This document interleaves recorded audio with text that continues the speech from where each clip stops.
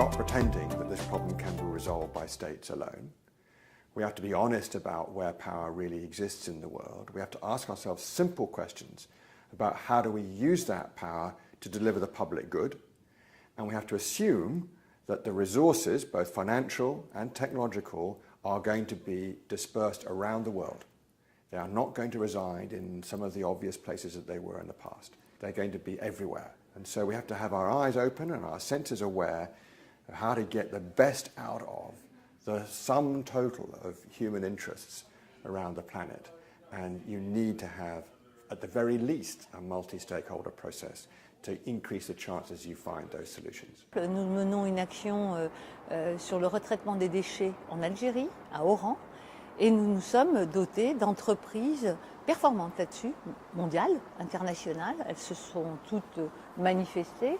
Nous avons les entreprises, les experts et les régions. C'est pour ça que je vous disais que pour moi c'est un triptyque qui ne doit pas se séparer. The big thing we thought in the 1990s when we began to address climate change is that national governments could come together and solve the problem.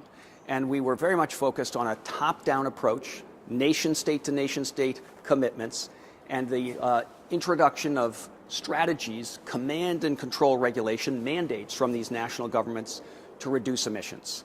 But 25 years later, that approach hasn't worked. And so it's really urgent now to think about what went wrong. Why did that strategy not work?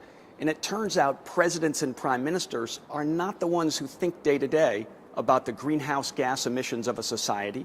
They don't really make the decisions that determine the greenhouse gas footprint, the carbon footprint of a country.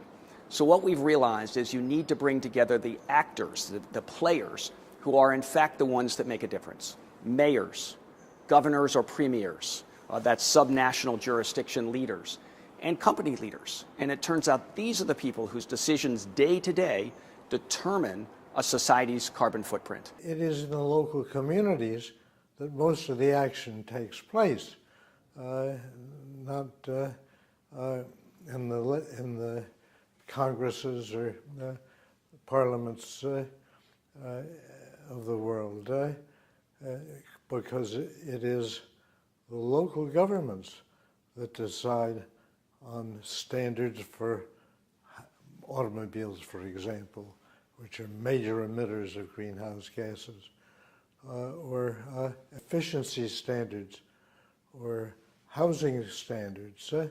Those aren't done generally by the national government. Generally, they're done by the state or provincial government. And so their contribution can be very meaningful. La négociation a été en quelque sorte monopolisée par les États, les gouvernements et les États. Ce qui fait qu'à chaque conférence, vous avez 195 États qui viennent à la table défendre les intérêts nationaux. Mais la planète, personne ne la défend. Et donc, face à ça, il faut quand même réagir. Et on s'aperçoit que beaucoup d'autres acteurs sont en train de monter en puissance parce qu'eux sont plus intéressés par la planète, ils peuvent faire des tas de choses tout de suite et ils ne sont pas préoccupés par les frontières ou la prochaine élection ou tout ça.